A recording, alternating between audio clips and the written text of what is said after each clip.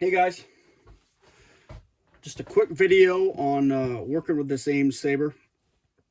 Sorry, the cutlass, the uh, the Relic blade, and you can see I've done quite a lot of work on it. I just want to go over quickly what I've done.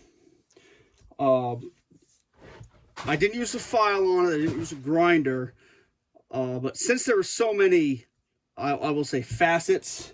I've worked all of them out, so I really can't show you. But basically, it's somebody did poor grinder work. So you'd have a cut with a grinder here, cut with a grinder here, cut with a grinder here, then one right along the edge, which was, that leaves you 5 or 6 different facets or flats from, a 1/4 of an inch wide to 1/8 or a little less to deal with. So you've got a whole bunch of different surfaces to smooth out. So what I did was I took a one of those puck axe sharpeners, put it in the sink with some water, and basically did circles up the length of the blade, and then did longitudinal,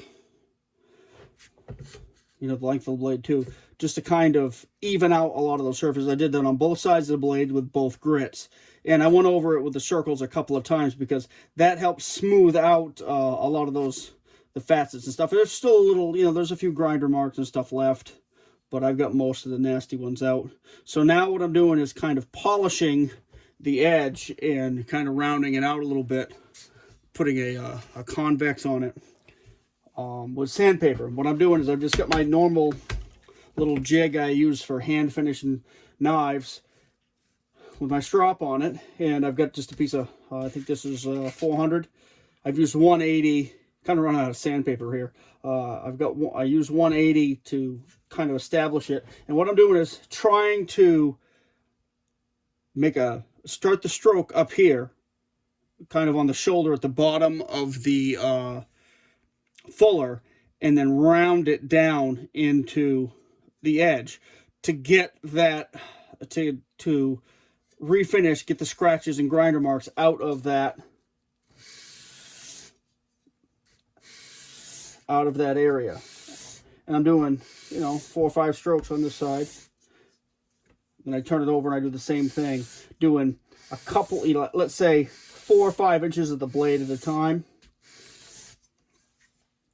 and I'm starting to get a good edge on it. It's not razor sharp, but it's sharp enough where I've got to be careful. But I'm also being very careful to stay off the ricasso, because I've got an 1862 here, and I've got a barely legible part of the Ames logo here. But I also want to clean up some of these, the nasty. This is what's left of one of the worst gouges in here. This was pretty bad, but I don't want to really go deep enough into this blade to take these out just for cosmetic purposes. I just took a lot of the nasty out, and I'm going to leave those other marks there, and just work my way up the blade. And you'll notice that I have to do each side a little different, because when whoever it was started in with the grinder, they ground the edge a little bit different. This side of the blade, so as you're looking at it, this side has got an angle about like this.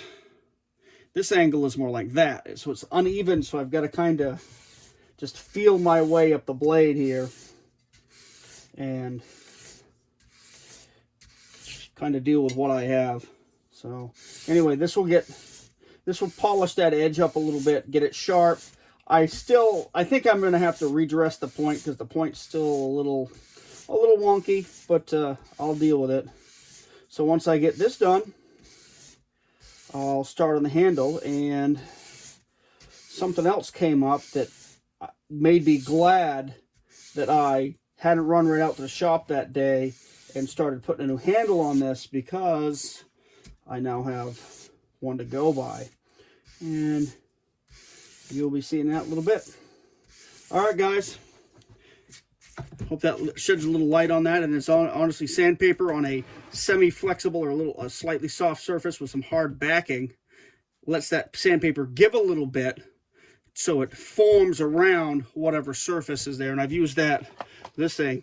If you've seen any of my high polish knives, they were all done with this thing, and that's why I have arthritis. Anyway, it's a good thing to know when you go to sharpen machetes and other big blades like that. All right, guys, see ya.